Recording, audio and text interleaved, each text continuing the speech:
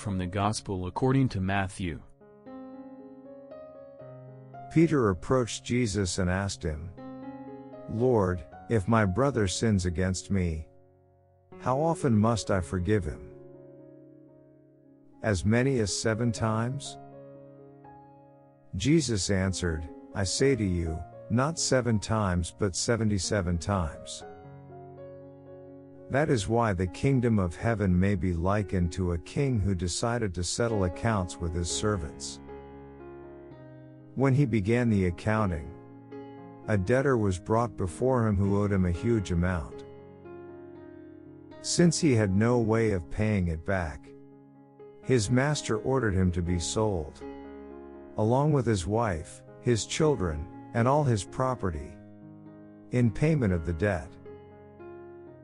At that, the servant fell down, did him homage, and said, 'Be patient with me, and I will pay you back in full.' Moved with compassion, the master of that servant let him go and forgave him the loan.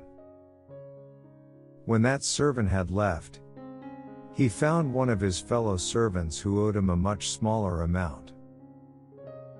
He seized him and started to choke him, demanding, 'Pay back what you owe.'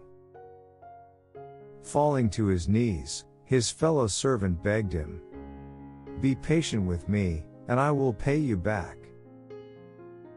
But he refused. Instead, he had the fellow servant put in prison until he paid back the debt.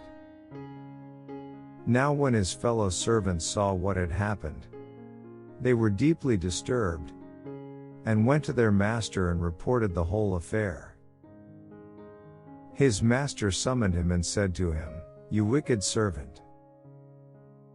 I forgave you your entire debt because you begged me to. Should you not have had pity on your fellow servant, as I had pity on you?'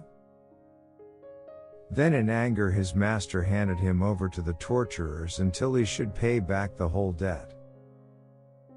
So will my heavenly Father do to you, unless each of you forgives his brother from his heart." When Jesus finished these words, he left Galilee and went to the district of Judea across the Jordan.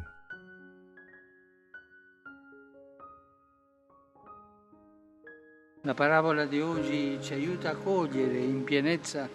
Today's parable helps us to grasp fully the meaning of that phrase we recite in the Lord's Prayer. "And forgive us our trespasses, as we forgive those who trespass against us." These words contain a decisive truth. We cannot demand God's forgiveness for ourselves if we in turn do not grant forgiveness to our neighbor. It is a condition.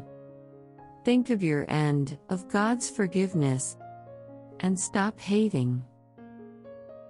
Reject resentment, that bothersome fly that keeps coming back.